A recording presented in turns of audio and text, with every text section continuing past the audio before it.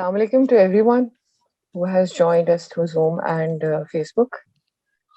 میرا نام ماہم ہے اور ہست و نیست کی جو رمضان کی ٹاک سیریز ہے اس کے اندر آج کے جو سیشنز 3 سیشنز ہوں گے ہر تھرسڈے 4:15 بجے، جس کا ٹاپک ہے عرفاء کی صحبت، اور اسپیسیفکلی جس سلسلے کے بزرگ اور ان کی کتب کے بارے میں استاد رضوان اللہ صاحب ہمارے ساتھ ان چیزیں شیئر کریں گے، دیٹ از سلسلہ شاذلیہ.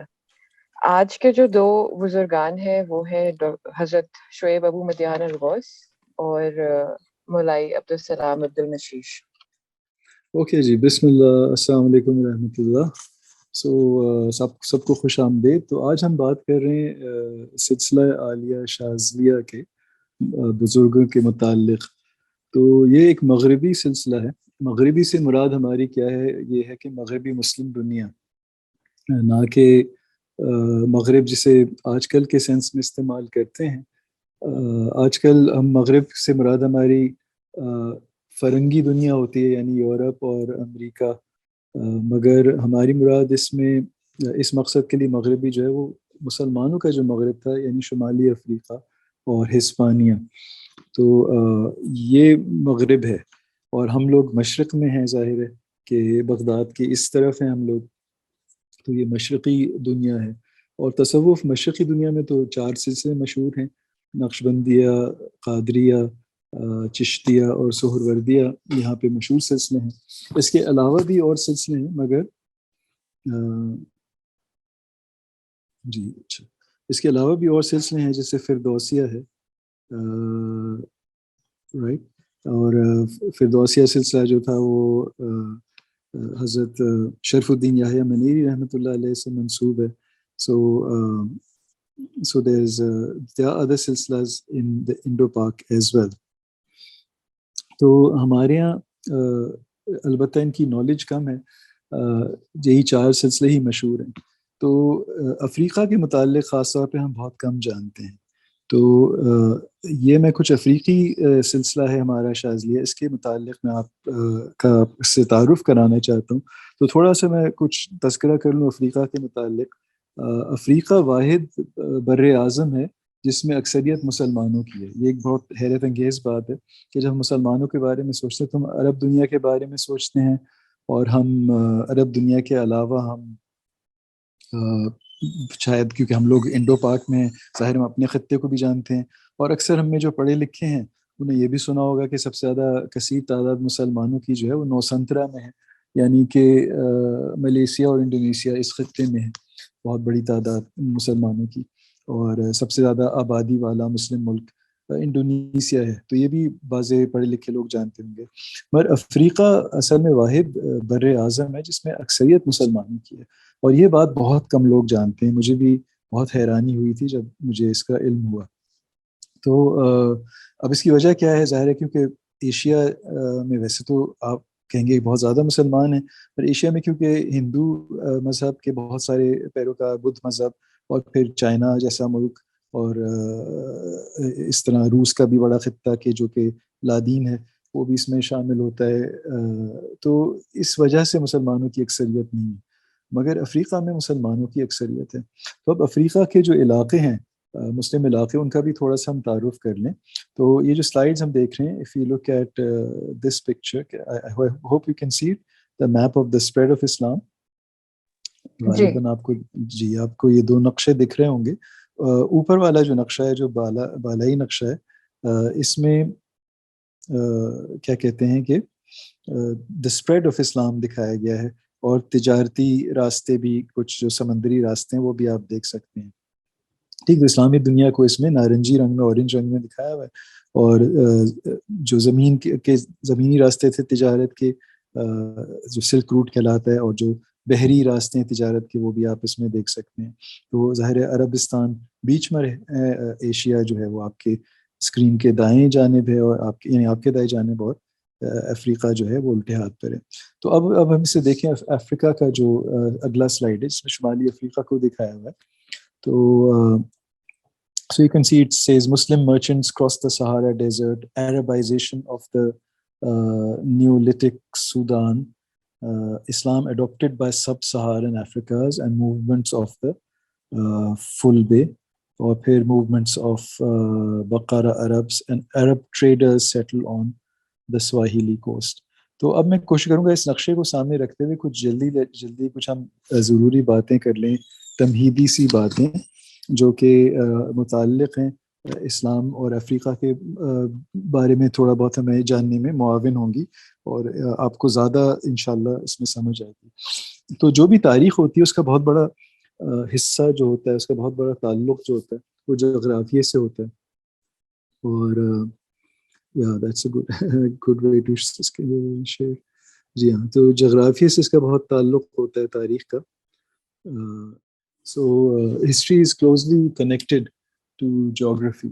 ٹھیک ہے، تو اس لحاظ سے ہمیں جو مختلف زونز ہیں، okay. So we can move on to اس کے بعد والی جو سلائیڈ ہے، رائٹ، اس سے پہلے، اس سے پچھلی، تھینک یو. تو افریقہ کے مختلف خطے ہیں، یعنی کہ افریقہ میں مختلف علاقے ہیں، جس طرح ایشیا میں مختلف علاقے ہیں جغرافیہ کے لحاظ سے، رائٹ. تو ایک تو شمالی افریقہ ہے، رائٹ، جس کی ہم آج بات کر رہے ہیں، سو نارتھ افریقہ، اور یہ صحارا ریگستان کے اوپر والا حصہ ہے. تو Sahara is the most important if you consider the geographical factor کہ in the north of Africa Sahara desert, پھر بیچ میں جو ہے وہ رین فارسٹ کا علاقہ آتا ہے، پھر ایسٹ افریقہ ہے، اس میں کینیا اور دارالسلام، تنزانیہ، ایریٹریا، ایتھیوپیا، یہ ممالک ہیں. اور پھر ویسٹ کوسٹ ہے افریقہ کا، جس میں سینیگال مسلم ملک ہے.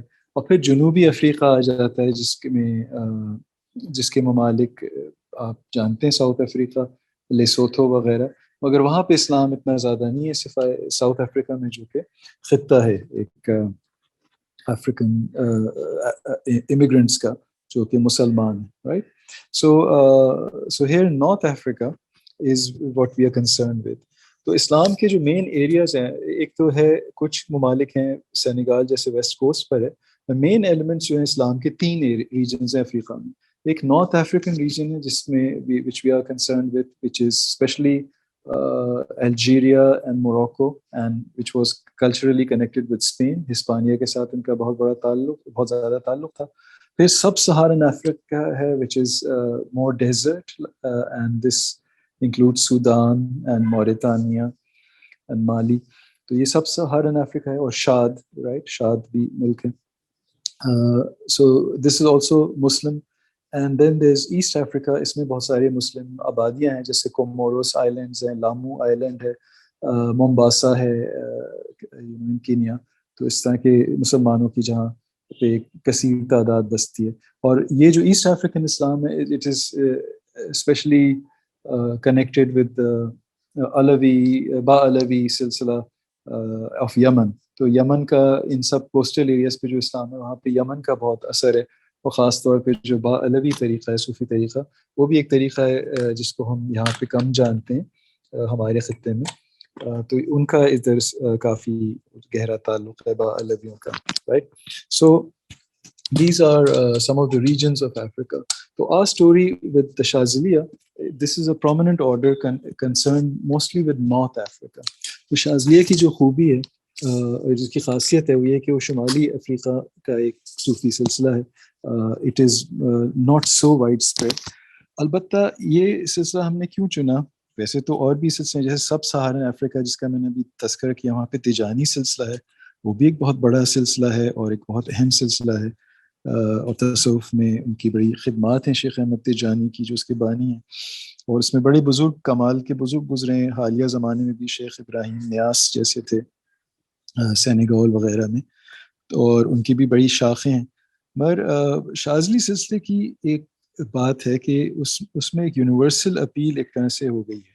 اس کی وجہ یہ ہے کہ شاذلی سلسلے لوگ تو اکثر نہیں جانتے، اور اس کے جو کچھ اہم دستاویزات ہیں، کچھ ان کے بزرگوں کی تصانیف ہیں، تو دے ہیو یونیورسل پاپولیرٹی، یعنی پوری مسلم دنیا میں بہت وہ ان کی قدر و منزلت کی جاتی ہے. ٹھیک. So we are speaking, of course, of some important texts like the Dalailul Khairat and جو درود شریف کا مشہور مجموعہ ہے, اور دعائے حزب البحر جو کہ اکثر بہت جگہ پڑھی جاتی ہے. سو یہ دو چیزیں کم از کم یونیورسل اسلامی دنیا میں پائی جاتی ہیں. اور ایک تیسری چیز قصیدہ بردہ شریف, جس سے سب مسلمان واقف ہیں, وہ بھی ایک شاذلی بزرگ کی تصنیف ہے. تو اس طرح سے دیکھا جائے تو شاذلی سلسلہ جو ہے دنیا میں متعارف ہے. اس کی کم از کم اہم اس کی کچھ دستاویزات ہیں, اس کی کچھ اہم کتابیں ہیں جو کہ پوری مسلم دنیا میں استعمال کی جاتی ہیں اور لوگ ان سے استفادہ کرتے ہیں. Right? So this map of Africa is like a kind of introduction to Islam in Africa. All right, so we can move on to the next slide. So this is some of the landscape of North Africa. زمانے میں شہر, یہ پرانا ایک قلعہ ہے, تو وہاں پہ بھی عرب آئے, بربر وہاں پہ اب آتے تھے, پھر عرب قبیلے وہاں پہ بسے. اور پرائمرلی جو بربر ہیں ان میں they are North African people, they're not Habashi, they're not black, they are Semitic people who are also like the Arabs, and they have their own languages, ان کی اپنی زبان ہے, ان کی اپنی ثقافت ہے. اور ان لوگوں نے اسلام قبول کیا اوائل صدیوں میں, تقریباً اسی زمانے جس زمانے محمد بن قاسم یہاں آتے ہیں وہاں اسلام پہنچتا ہے. اور مختلف موومنٹس وہاں پہ رہیں. حضرت حسن رضی اللہ عنہ کے ایک پوتے بھی وہاں پہ آئے اور بسے, اور ان سے پہلے ایک بنو امیہ کے ایک شہزادے بھی تھے یہاں سے گزرتے ہوئے, انہوں نے اسپین چلے گئے, اور اسپین میں ہسپانیہ میں انہوں نے امید جو خلافت تھی اس سے مزید 200 سال وہاں پہ چلی ان کی بدولت, شہزادہ عبد الرحمن کی بدولت. So North Africa is from Algeria to Morocco. ادھر دو پہاڑی سلسلے ہیں جو خاص اہم ہیں, ایک کا نام ہے ایٹلس ماؤنٹینز, دوسرے ریف ماؤنٹینز. کیونکہ یہ پہاڑی جو ہیں یہ ریگستان کی ایک رکاوٹ بن جاتے ہیں, اور دوسری طرف میڈیٹرینین ہے اور بحر روم, اور اس کے برابر میں اٹلانٹک اوشن ہے. اور اس کی وجہ سے وہاں کا جو موسم پہاڑیوں کی دوسری طرف ہے وہ بہت معتدل ہوتا ہے. تو وہاں پہ قدرے کاشتکاری اور باغات وغیرہ جو ہے ممکن ہیں, اور اس طرح سے ان کی اکانومی کے لیے یہ ایک اہم چیز ہے. تو کھجور, زیتون, نارنجیاں, کئی سارے پھل وغیرہ ان علاقوں میں ہوتے ہیں. گلاب کا پھول بھی بکثرت ہوتا ہے. تو there is a variety of climate because of the mountains, right? اور ایک طرف ریگستان, دوسری طرف کچھ سرسبز وادیاں بھی ہیں. Okay, so moving on to the next slide. اگلی پہ آپ چلیں. تو یہ کچھ ایک پرانی تصویر ہے, اور آپ دیکھ سکتے ہیں پیچھے بڑی بڑی عمارتیں ہیں. یہ اس کی ہیں کچی مٹی کی عمارتیں ہیں اکثر, پرانے زمانے میں جو تھی, رائٹ. ان دس اب تو ظاہر ہے ہر جگہ کنکریٹ ہے, کہیں کہیں یہ پھر بھی آپ کو ملتی ہیں پہاڑوں میں. اور رائٹ, اس حضرموت میں بھی بالکل جیسے کسی نے کامنٹ کیا, ادھر بھی ایسی عمارتیں پائی جاتی ہیں, یمن میں بھی اور مراکش میں بھی. دونوں جگہ مڈ بریک کی ملٹی سٹوریڈ عمارتیں ہیں. ٹھیک ہے, تو ہم آگے چل سکتے ہیں. جو پہچان مراکش کی ہے وہ ان کپڑوں سے ہوتی ہے جو برنوس جو کہ لوگوں نے پہنے ہوئے ہیں, the hooded cloak and the style of turban which is worn here. ٹھیک, اچھا جی. اب ہم اگلی تصویر پہ اگر ہم آگے بڑھیں. اوکے, تو ایک بہت بڑا اہم جو اثر ہوتا ہے شمالی افریقہ پہ, ظاہر وہ اسپین کا تھا. And it's a two way street. ٹھیک ہے, جو کلچرل انفلوئنس ہے ہسپانیہ پہ یہ دونوں طرف ہوتا ہے. ظاہر اسپین ایک بہت شاندار مسلمانوں کا حکومت رہی, اور 700 سال حکومت رہی, جب تک آخری چٹان یعنی جبل طارق جسے آج جبرالٹر کہتے ہیں, جب تک وہ فرنگیوں کے ہاتھ نہیں آ گیا ریکانکویسٹا میں, جو ان کا ریکانکویسٹ ہے یعنی پھر سے قبضہ جب انہوں نے جمایا ہسپانیہ پر. تو وہ پورا ایک پروسیس ہے ان کا جس میں 500 سال لگتے ہیں. مگر جیسے میں نے کہا یہ دو طرفہ انفلوئنس ہے, اسپین کا بھی انفلوئنس ہوتا ہے شمالی افریقہ پہ, اور شمالی افریقہ کا اثر پڑتا ہے اسپین پر. دو حکومتیں المرابطون اور المواحدون جو ہیں یکے بعد دیگرے وہ اسپین پہ قبضہ کرتی ہیں, جو دونوں شمالی افریقہ کے بربر تھے, بربر قبائل تھے جو وہاں سے اٹھ کر گئے تھے. اور جو مؤخر ذکر ہے المواحدون، اس کے زمانے میں تصوف کی خاص طور پہ زیادہ اشاعت ہونے لگتی ہے، کیونکہ المواحدون کے جو بانی تھے وہ امام الغزالی کی کتابوں سے متاثر تھے. تو ان کے یہاں تصوف اس طرح نہیں تھا کہ ایک سلسلہ چلا رہا ہے، ایک لینیج ایز سچ نہیں تھی المواحدون میں، مگر وہ تصوف کے لیے they had a soft corner, اور امام غزالی کی کتابوں کے یعنی وہ علمی طور پر تصوف کے قائل تھے، البتہ عملی تصوف کے وہ حامل ایز سچ نہیں تھے. ٹھیک ہے، تو اگلی ہم تصویر پہ چلتے ہیں. اس کے بعد so this is another picture from Morocco in the Atlas Mountains. So you can see the same mud brick kind of architecture جس طرح یمن میں بھی ہوتا ہے. اور یہاں کا مخصوص آپ دیکھ سکتے ہیں کہ جو سبزہ ہے اس میں آپ کھجوروں کے علاوہ زیتون کے درخت بھی آپ کو نظر آئیں گے، کیونکہ یہ میڈیٹرینین ہے، اور آج بھی مراکش کی جو ایک اکانومی معیشت ہے اس میں زیتون کا بڑا ہاتھ ہے سیاحت کے علاوہ. تو یہ اب یہ بہت زیادہ بدلی نہیں ہے ادھر یہ عمارتیں. تو یہ جو اس قسم کی بستیاں ہوں گی ہمارے جہاں سے ہماری کہانی شروع ہوتی ہے، یعنی الغوث ابو مدین رحمۃ اللہ علیہ جن کے بارے میں آج ہم ذکر کریں گے ان کا. ٹھیک ہے، تو یہ فن تعمیر اور اسی قسم کی بستیاں اس زمانے میں پائی جاتی ہوں گی جس زمانے میں ہمارے جو آج کے جن بزرگ کی خاص طور پہ ہم بات کریں گے، دو بزرگان حضرت غوث شعیب ابو مدین رحمۃ اللہ علیہ اور حضرت مولay عبدالسلام ابن المشیش رحمۃ اللہ علیہ. تو ان کے زمانے کی میں بھی اتنی مختلف نہیں ہوں گی عمارتیں. ٹھیک، تو we can see this is the kind of structures that were there. ٹھیک ہے، اب ہم آگے بڑھتے ہیں سلائڈ کے بعد. Okay, that's more of the same. ٹھیک، اور اس کے بعد اگلی. ٹھیک ہے، تو اس طرح پھر شہر بھی تھے، اور شہروں میں آپ کو پتہ ہے فصیل ہوتی تھی، قلعے ہوتے تھے، کیونکہ جنگیں وغیرہ چلتی رہتی تھیں، غیر مسلمانوں کے بھی حملے ہوتے تھے ریگستان سے یا بعض دفعہ اسپین سے بھی. اور رائٹ، ٹھیک ہے، وی کین موو آن. صحیح، اسپین کی بہت اعلیٰ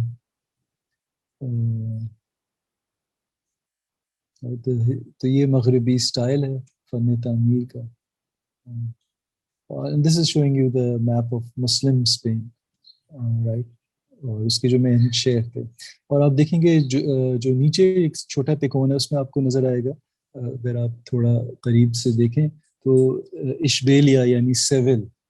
تو سیول کے پاس ایک چھوٹی بستی میں حضرت غوث، جی ہاں جزاک اللہ، کرسر سے آپ نے دکھایا دیا، تو یہاں پہ پیدا ہوتے ہیں. اشبیلیا کے پاس ایک چھوٹی سی غریب بستی میں ایک غریب خاندان میں حضرت شعیب ابو مدین رحمۃ اللہ علیہ. ٹھیک، صحیح، تو ہم اگلی سلائڈ پہ چلتے ہیں. Let me just get hold of the reading. جی، تو یہ مشہور قصر الحمرا ہے، دا ریڈ کاسل. الحمرا جو which means ریڈ، جو اب الحمرا ہو گیا، ود یہ باغ ہے اس میں اضافہ ہو گیا.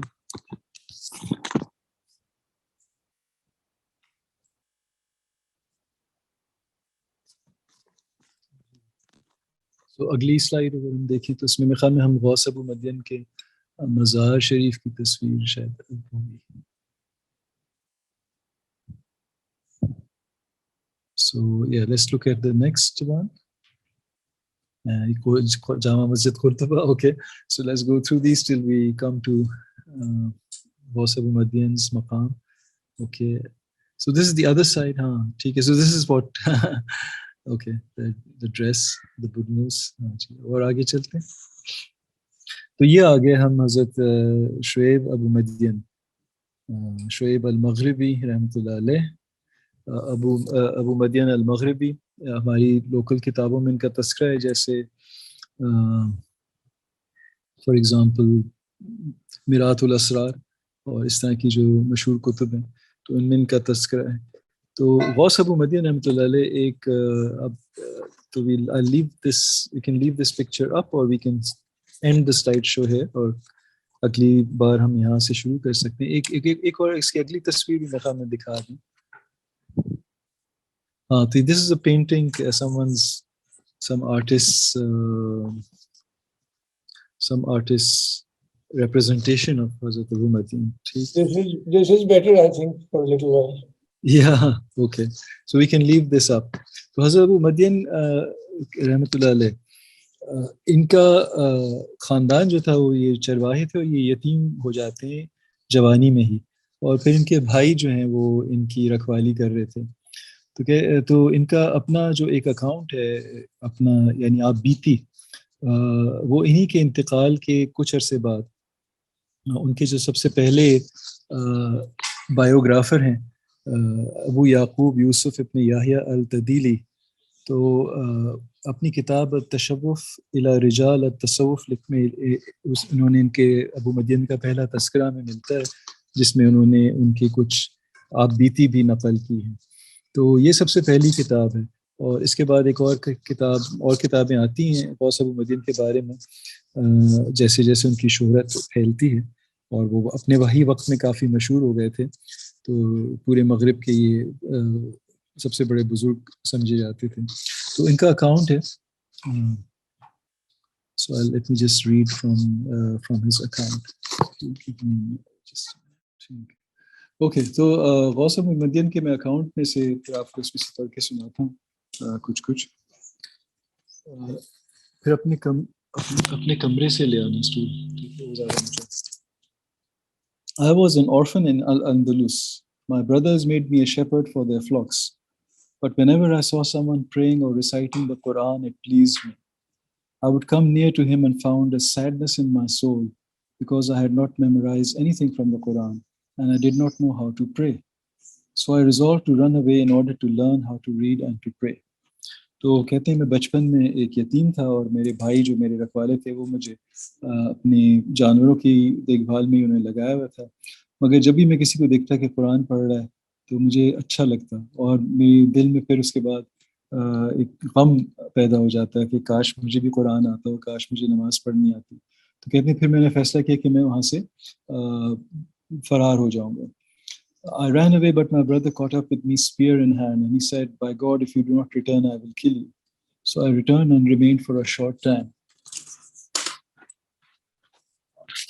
So تو کہتے ہیں کہ کچھ عرصے کے لیے پھر وہ واپس آ جاتے ہیں، اور دوسری بار کہتے ہیں کہ ایک بار میں پھر نکل آیا، کچھ عرصے کے لیے یہ رہا، پھر میں پھر نکل گیا، اور پھر اس بار بھائی جو تھے وہ تلوار لے کے آئے، جو بڑے بھائی تھے، اور کہتے ہیں کہ اب میں تو تمہیں ختم کر دوں گا، میں نے تمہیں منع کیا تھا. کہتے ہیں اس نے تلوار اٹھائی، اور میرے ہاتھ میں ایک لکڑی کا ٹکڑا تھا، تو میں نے لکڑی جو ہے وہ سامنے کر دی، تو تلوار اس پہ لگ کے ٹوٹ کے پاش پاش ہو گئی. تو یہ کرامت تھی ان کی بچپن میں ہی. کہتے ہیں یہ دیکھ کر کہ یعنی ان کا اخلاص تھا اس بچے کا کہ وہ دین کا علم حاصل کرنا چاہتا ہے. کہتے ہیں کہ اس طرح اس کے ٹکڑے ہو جاتے ہیں، اور جب وہ بھائی یہ دیکھتے ہیں تو اس کا غصہ ٹھنڈا ہو جاتا ہے، پھر کہتا ہے کہ اچھا بھائی جہاں تمہاری مرضی ہے تم جاؤ. تو اشبیلیہ چھوڑ کر سیول چھوڑ کر پھر یہ ساحل پہ پہنچتے ہیں، اور وہاں پہ ایک انہیں ضعیف عمر بزرگ ملے جنہوں نے بہت ہی یعنی کہ بہت ہی بوسیدہ اور کم ان کے پاس کپڑے تھے، ایک ہی جوڑا تھا. اور جب انہیں پتہ چلا کہ ابو مدین جو ہیں وہ اللہ کی خاطر نکلے ہوئے ہیں اور دین اسلام سیکھنے کے لیے نکلے ہیں، تو پھر انہیں اپنے پاس کچھ دیر رکھ لیا. اور ان کا طریقہ یہ تھا کہ رسی کے ان کے پاس تھی، اس میں وہ ایک کیل لگاتے تھے اور اسے پانی میں ڈال دیتے تھے، اور پھر مچھلیاں آ جاتی تھیں، اور اس طرح وہ ان کا پیٹ اور اپنا پیٹ بھرتے تھے. تو کہتے ہیں 3 دن کے بعد انہوں نے کہا کہ بھائی اب میں نے تمہیں 3 دن مہمان رکھ لیا، اب تم شہر کا رخ کرو، کیونکہ اور یہ بزرگ کے پتہ کی بات کرتے ہیں، return to the city for God is not properly worshipped except with knowledge. کہ ہمارے دین میں علم کی بھی بہت اہمیت ہے، اور تم کہتے ہیں کہ تم شہر جاؤ کیونکہ بغیر علم کے تم صحیح طرح سے اللہ کی عبادت نہیں کر سکتے. تو وہاں سے پھر وہ اشبیلیہ جاتے ہیں، اس کے بعد جریز اور الجزیرہ الخضرا، اور پھر وہاں سے ہی crosses the straits of Gibraltar جو جبل طارق کے پاس ہے، اوور ٹو نارتھ افریقہ، اور اس کے بعد تنجیہ اور پھر سبتا پہنچ جاتے ہیں. وہاں پہ جا کے یہ اپنا گزر اوقات وہاں کے مچھیروں کے ساتھ کرتے ہیں، تھوڑا سے پیسے جمع جب ہو جاتے ہیں پھر مراکش جاتے ہیں، which is مراکش the city in Morocco. اور وہاں پہ المرابطون کی اس وقت حکومت چل رہی تھی. تو غوث ابو مدین کا زمانہ جو ہے وہ المرابطون اور المواحدون کے بیچ میں. He sees the end of the مرابطون and the beginning of the مواحدون in his long life. تقریباً ان کی جو ایک لمبی عمر ہے 80+ سالوں کی, اس میں یہ دونوں دور حکومت دیکھتے ہیں. تو مرابطون جو تھے وہ ذرا ظاہری اسلام کے زیادہ وہ تھے, آپ کہہ لیں کہ پیورٹینیکل اور سمپل, اور کچھ ان کے اوپر اثر تھا امام غزالی کا بھی, یا امام غزالی تو نہیں مگر آپ ان سے ان کے جو پہلے ان سے جو تصوف کی تعلیم تھی, حضرت جنید البغدادی کے کچھ انہیں چیزیں ملی ہوئی ہوں گی. تو اس قسم کے ان کے پاس ایک ایتھیکل ایک آپ کے لیے بیک گراؤنڈ جو تھا اس کا تو اثر تھا, رائٹ. مگر تصوف جو یہاں پہ ہوتا ہے اس میں اس کی جو راہیں ہوتی ہیں اس میں بہت زیادہ امام غزالی کا اثر خاص طور پہ موحدون کے زمانے میں ہوتا ہے. ابھی اس کا تذکرہ کریں گے جیسے ہم اپنے قصے میں داستان میں ذرا آگے بڑھتے ہیں. تو اس کے بعد مراکش کے بعد ان سے کوئی کہتا ہے کہ تم فیض چلے جاؤ, تو ایونچ اور کچھ عرصے فوج میں بھی گزارتے ہیں کیونکہ بائی دیٹ ٹائم وہ جوان ہو چکے ہیں, اور ایونچولی پھر وہ فیض جا کے جامعہ قرویین میں جاتے ہیں, اور پھر دیکھتے ہیں کہ کون کون سے علماء ہیں, اور دیکھتے ہیں کہ کون سے عالم جو ہیں جن کے الفاظ ان کے دل میں بیٹھ رہے ہیں. تو وہاں پہ ایک ایسے بزرگ تھے حضرت ابو الحسن علی بن ہرزہم, یہ بزرگ جو ہیں ان کا بھی سلسلہ جو ہے حضرت امام غزالی سے جا کے ملتا ہے, ان سے بہت متاثر بھی ہیں, اور احیاء العلوم جو تھے اسے یاد کرواتے تھے اپنے شاگردوں کو. So that's the بزرگ he becomes attached to, یعنی ان کے پھر زاویہ میں جانے لگتے ہیں. علی ابن ہرزہم رحمۃ اللہ علیہ, ان بزرگ کا انتقال ہوتا ہے 1162 AD میں, which is about 560 ہجری 559 ہجری to be exact. تو اب یہاں پہ تصوف کی کیا تعلیم تھی ان کے پاس ایک رسالہ تھا, کتاب الرعایہ لحقوق اللہ, حضرت حارث محاسبی رحمۃ اللہ علیہ کا, اور احیاء علوم الدین جو تھی امام غزالی رحمۃ اللہ علیہ کی, جن کا انتقال 505 ہجری میں ہوا تھا, 1111 AD, easy date to remember. تو یہ ان کے یہاں بہت اہم تھی. تو رسالہ ان کا حضرت حارث محاسبی کا اور احیاء علوم الدین.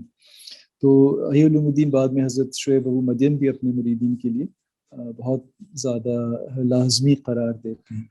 تو that is kind of the key thing. اچھا, اس پوائنٹ پہ there is another thing I need to mention which is something about Sufi silsilas, so in general. So the silsila, you all might know of this idea کہ بھئی انہوں نے ان سے سیکھا, انہوں نے ان سے سیکھا, انہوں نے ان سے سیکھا, اور انہوں نے ان سے سیکھا, اور اس طرح ایک لڑی اور یا کڑیاں جو ہیں وہ جڑتی جاتی ہیں, ایک لڑی جو ہے وہ پہنچتی ہے رسول اللہ صلی اللہ علیہ وسلم کی طرف. اور زیادہ تر آپ نے یہ بھی سنا ہوگا کہ زیادہ تر سلسلے حضرت علی رضی اللہ تعالیٰ عنہ سے آتے ہیں, سوائے نقش بندیہ کے جو حضرت ابو بکر صدیق رضی اللہ عنہ سے آتا ہے. تو so these are things which are generally known, right? But I would like to suggest to you the idea that these things are also generally true. These things are not specifically true. All right, these are simplifications of what happened. اس سے میری کیا مراد ہے؟ پہلی بات یہ ہے کہ یہ بیعت کا تصور شروع میں نہیں تھا. داتا گنج بخش رحمۃ اللہ کے زمانے میں بھی جو کشف المحجوب وہ لکھتے ہیں, جو حضرت غوث ابو مدین سے 100 سال پہلے ہیں, ان کا انتقال بھی ہو چکا تھا ان کی پیدائش سے پہلے.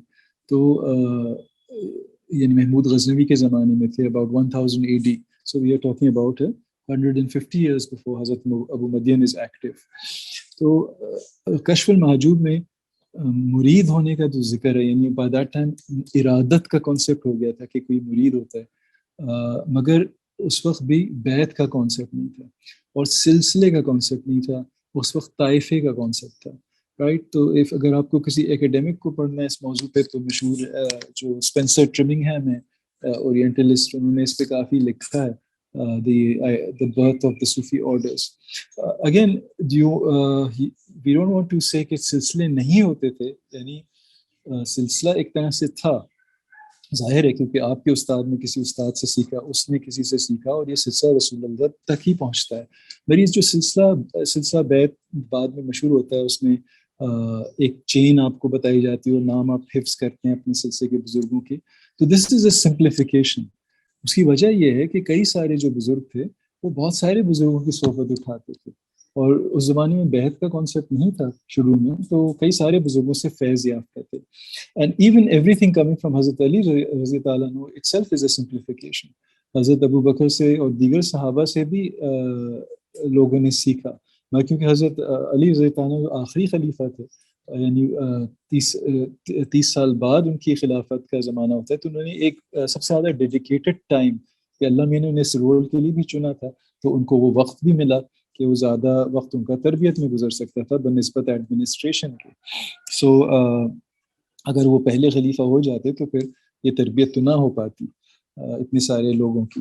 اور مگر اس کا یہ مطلب نہیں کہ دیگر صحابہ سے تربیت نہیں تھی، دیگر صحابہ بھی تربیت دیتے تھے اور وہ بھی شامل ہے.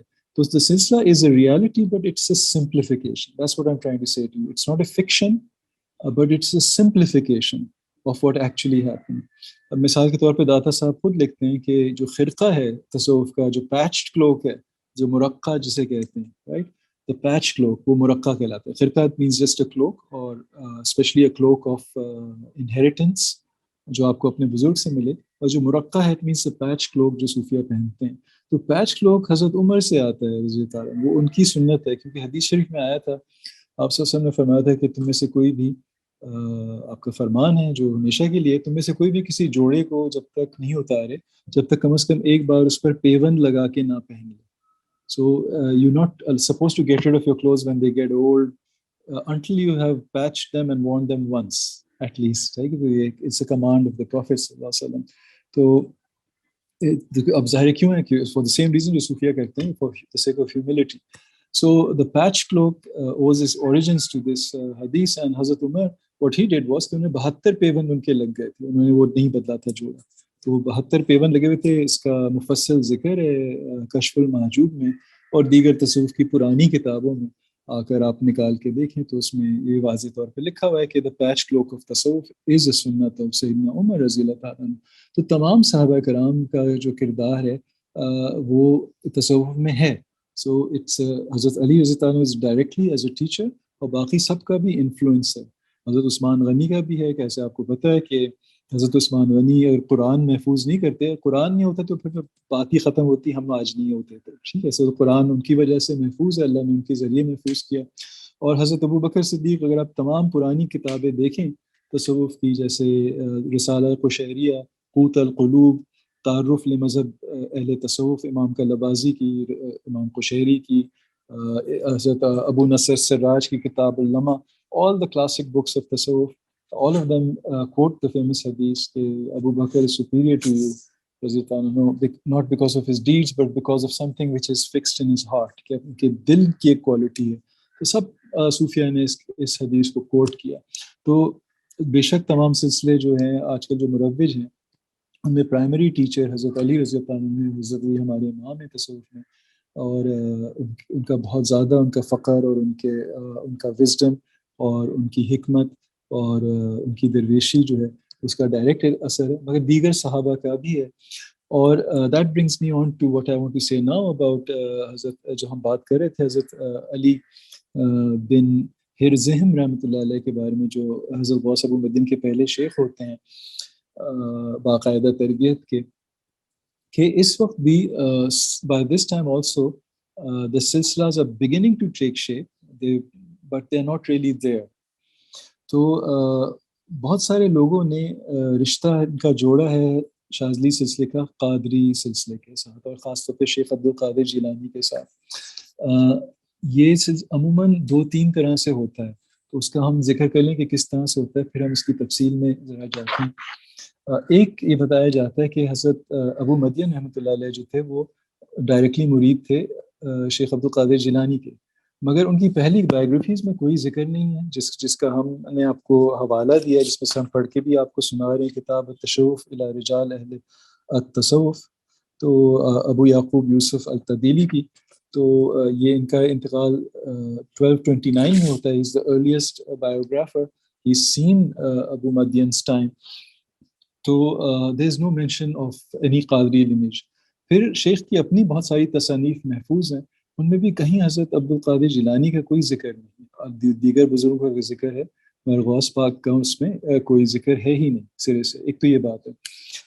تو ان کا ملنا از ویری ان لائکلی. اسی طرح کچھ اور روایتیں بھی ملتی ہیں کہ وہ ان سے بھی ملے تھے، حضرت شیخ احمد کبیر رفاعی سے، اور بعض لوگ ان کو بھی شیخ عبد القادر جیلانی کا مرید بتاتے ہیں، شیخ احمد کبیر رفاعی کو، بٹ وہ ایک الگ سلسلہ ہے، اور وہ مرید نہیں ہے، بلکہ شیخ عبد القادر جیلانی مطلب تو وہاں پہ موجود تھے ایز اے وٹنس جب انہوں نے رسول اللہ صلی اللہ علیہ وسلم کا وہ مشہور واقعہ کہ آپ سے کا ہاتھ مبارک جو ہے دست مبارک قبر سے نمودار ہوا، اور انہوں نے بوسہ دیا شیخ احمد رفاعی رحمۃ اللہ علیہ نے.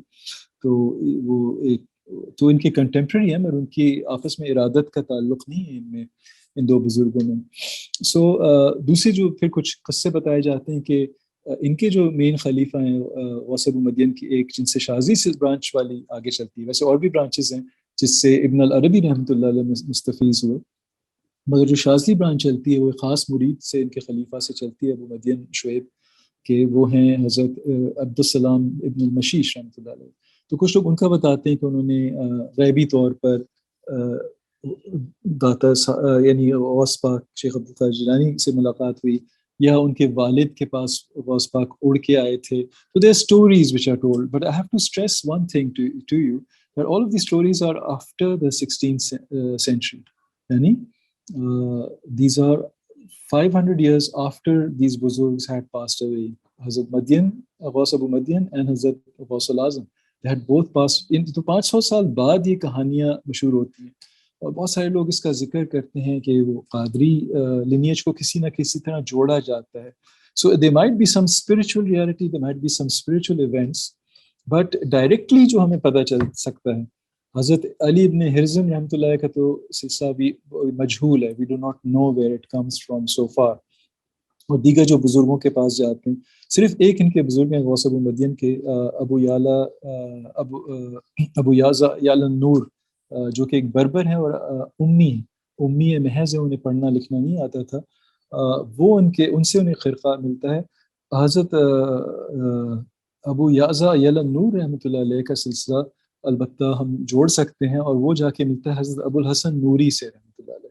تو یعنی وہ ایک ڈفرینٹ لینیج ہو جاتی ہے، شروع وہیں سے ہوتی ہے حضرت سری سقطی سے غالباً، مگر ایک الگ لینیج ہو جاتی ہے فرام شیخ عبد القادر جیلانی، جن کی حضرت معروف کرخی اور وہ آپ کو مشہور جو لینیج ہے وہ آپ کو پتہ ہوگی. تو ابو الحسن نوری سے جو نوری سلسلہ ہے وہاں سے ہم ان کی one of the three places that was Abu Madyan drives his tasawwuf from. So one of them is there. So what I wanted to relate this to was کہ اب اس بات کا ہم نے جو تمہید وہ کی ہے، جو باندھی ہے، تو اس کا کیا اس کا تعلق ہے. تو from what we were talking about, so the point is کہ باقاعدہ سلسلے نہیں تھے. لوگ ایک زمانے میں لوگ ایک دوسرے کئی بزرگوں سے صحبت اٹھاتے تھے، کچھ لوگوں نے تو درجنوں بزرگوں کی صحبت سے فیض اٹھایا ہے. تو actually what this means is کہ the Qadri faiz might be there in the Shahzi tariqa, but this is actually the influence of different buzurgs is happening at all times. So there's no such thing as a pure something silsila. سب کیونکہ even by that time جو ابو مدین رحمۃ اللہ علیہ کا وقت ہے، جبکہ 500 سال سے زیادہ گزر چکے تھے نبی پاک صلی اللہ علیہ وسلم کو. So by that time people had benefited from each other, people had learned from each other. اور اب تو 1500 سال آنے کو ہیں، تقریباً 1444 ہجری ہے. So by now you know کہ all the silsilas actually, if you really go into detail of any silsila, you'll find کہ everything is there. ہر قسم کا نقشبندیوں میں قادری انفلوئنس ہے، قادریوں میں نقشبندی انفلوئنس ہے، چشتیوں میں سہروردی انفلوئنس ہے، رائٹ. بابا صاحب کون سی کتاب سے پڑھاتے تھے؟ پاک پتن میں عوارف المعارف سے پڑھاتے تھے. بعد کے بزرگوں نے کون سی کتاب سے پڑھایا سب کانٹیننٹ میں؟ جو عملی تصوف جو درس ہوتا تھا تصوف کا خانقاہوں میں وہ مکتوبات سردی سے ہوتا تھا جو فردوسی سلسلے کی کتاب ہے. Right. So tasawwuf has a unity and it's all mixed up. تو یہ جو قادری نسبت ہے وہ it's not directly there. So that's what I wanted to clarify. But all the silsilas influence each other. So there's an unfortunate tendency in our times کہ of some silsilas وہ اپنے آپ کو بڑھ کے دکھانا اور ہم تو وہاں سے شروع کرتے ہیں جہاں دوسرے ختم ہوتے ہیں اور یہ سب سے بڑا اور سب سے اہم سلسلہ یہ ہے اور فلانا یہ ہے. So these are all things from the ego and these are all things from چلیں آپ اسے پازیٹیو سائڈ پہ دیکھیں تو حسن ظن ہے. آدمی اپنے سلسلے کے بارے میں حسن ظن رکھنا چاہیے. اپنا پیر سب سے بڑا پیر ویسے ہی آپ کو اس طرح ٹریٹ کرنا چاہیے. But there has been an attempt to show by some Qadris that the Qadri silsila is at the root of every silsila. So historically speaking that can't be shown at the moment, right? So جو چیزیں بتائی جا رہی ہیں they are like things which come much later, which are much later ascribed, or there's no evidence of any Qadri influence on Hazrat Shuaib Abu Madyan. Okay, and none of his writings or none of the early writings about him. It's only 600 years after Ghaus Abu Madyan that people say that oh he was a Qadri and he was influenced by X, Y and Z, or this was the way in which the Qadri silsila reached him. Okay, تو اب تو یہ ہم نے ان کی بات کی کہ کس طرح حضرت علی ابن ہرزم کے پاس پہنچتے ہیں. تو اب میں تھوڑا سا آپ کو ان کی وہاں پہ تربیت کے حوالے سے بتانا چاہتا ہوں. How are we for time? ویسے ہمارے پاس کتنا وقت ہے؟ I think we left with 15 minutes. Oh, okay. So maybe so I think we're gonna let's see how much we can cover of what we intend. But now we can continue with Moulay Abdul Salam next time. تو کہتے ہیں کہ انہوں نے اس زمانے میں سنن ترمذی جو تھی وہ بھی پہنچ چکی تھی مغرب میں. حکیم ترمذی ابو عیسیٰ ترمذی رحمۃ اللہ علیہ آپ پردہ فرماتے ہیں 279 ہجری میں آپ کی حدیث کی completion that's about 892 AD right. 279 ہجری 892 ہجری یعنی اس زمانے سے 200 سال پہلے. تو سنن ترمذی کی خاص بات یہ ہے کہ یہ واحد حدیث کی کتاب بتائی جاتی ہے جو آپ خود سے پڑھ سکتے ہیں. It's not just for scholars as a reference. اور دوسری بات اس کی یہ ہے کہ حکیم ترمذی میجر جو محدثین ہیں جو بڑے محدثین ہیں ان میں سے واحد ہیں جو خود صوفی ہیں. ورنہ محدثین صوفیہ میں سے نہیں تھے، فقہا تھے، ظاہر علم الرجال وغیرہ حدیث کے علوم کے ماہر تھے. مگر تصوف میں صرف حکیم ترمذی از دا اونلی صوفی ان دا محدثین رائٹ. تو سنن ترمذی اور قرآن شریف کو حفظ کرتے ہیں جب یہ یعنی اس زمانے میں. تو غوث ابو مدین جو ہیں اس وقت دو بزرگوں کے پاس جانا شروع کر دیتے ہیں. پہلے حضرت علی ابن ہرزم رحمۃ اللہ علیہ جن کے پاس وہ جا کے احیاء العلوم سیکھ رہے تھے اور اسے حفظ کر رہے تھے. اور رسالہ حقوق اللہ کا حارث محاسبی رحمۃ اللہ علیہ کا جو کہ شروع کے بزرگوں میں سے امام جنید سے بھی پہلے کے بزرگ ہیں. دوسرے جن بزرگ کے ساتھ وہ وابستہ ہوتے ہیں اور ان کے بھی حلقے میں اور ان کے بھی زاویے میں جانے لگتے ہیں وہ حضرت ابو الحسن علی بن خلاف ابن غالب القریشی جن کا جو پردہ فرماتے ہیں 568 568 ہجری میں. اور یہ ایک اسپینش صوفی کے حضرت ابو العباس احمد ابن العارف رحمۃ اللہ علیہ کے خلیفہ تھے جو کہ ترمذی کی سنن ترمذی سکھاتے تھے. تو جب ان کے پاس جانا شروع کرتے ہیں تو قرآن کے اور احیاء العلوم حفظ کرنے کے ساتھ ساتھ حضرت شعیب ابو مدین جو ہیں وہ سنن ترمذی بھی حفظ کرنا شروع کرتے ہیں. تو ان کے حفظ کرنے کا طریقہ بہت دلچسپ ہے کہ اپنے شیخ دونوں جو شیخ تھے شیخین جو تھے ان سے درس لیتے تھے اور اس کے بعد پھر وہ جو باقی دن ہوتے تھے اس میں چلے جاتے تھے شہر کے باہر ویرانے میں اور وہاں جا کے کچھ مخصوص یعنی کہتے ہیں کہ ان کے اپنے اکاؤنٹ میں ایک آیت قرآن کی اور ایک حدیث کو حفظ کرتے تھے پورا. تو یہ خود بتاتے ہیں اپنی اس میں آپ بیتی میں. While staying in Fez, I used to take a verse from the Quran and Hadith and go to an empty space on the edge of cultivated land. When I had fully understood and memorized the verse in Hadith, I would return to Fez, learn another verse in Hadith, and do the same with them. The place on Jabal Imrana, where I secluded myself, was ruined, and out of all its building, only the maqsoora of the mosque remained. While I sat there, a gazelle would come up to me. تو ایک ہرنی ان کے پاس آتی تھی. I do not know whether it used to come to the people who had lived in the place when they had left and continued to visit it, or where it came to me in particular. When it came to that place, it would come to me, sniff me from my head to toe, and then lie down in front of me. تو ہرنی ان کے پاس آ کے late جاتی تھی.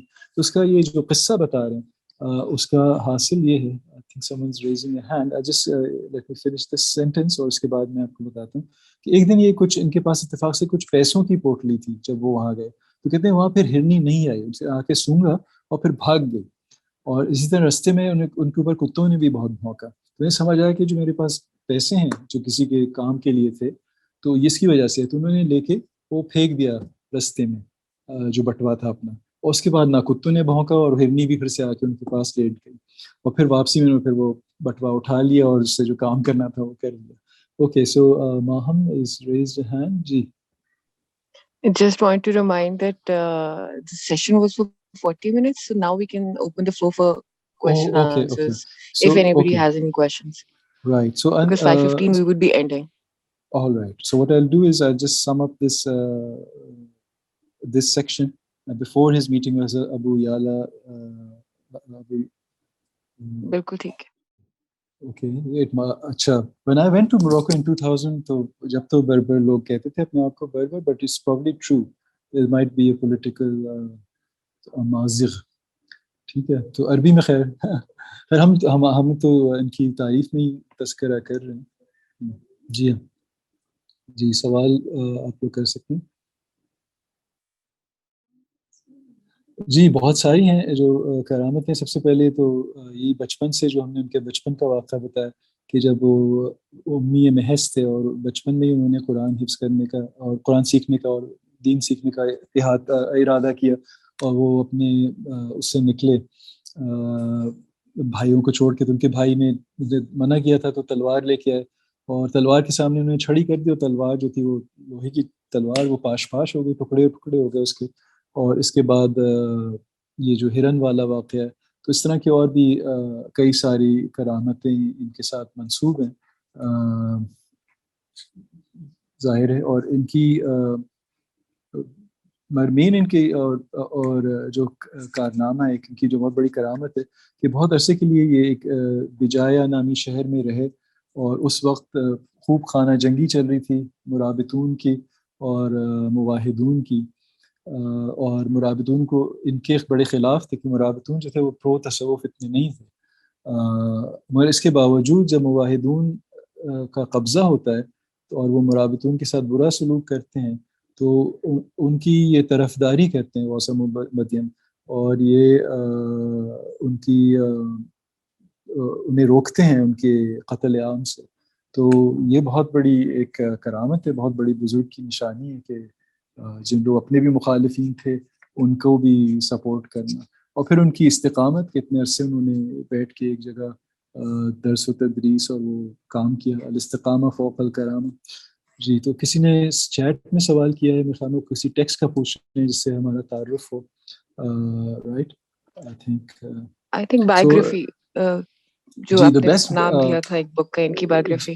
جی ہاں, یہ اردو میں تو اس کا ترجمہ نہیں ہے, نہ انگریزی میں ترجمہ ہے جہاں تک ہمیں پتہ ہے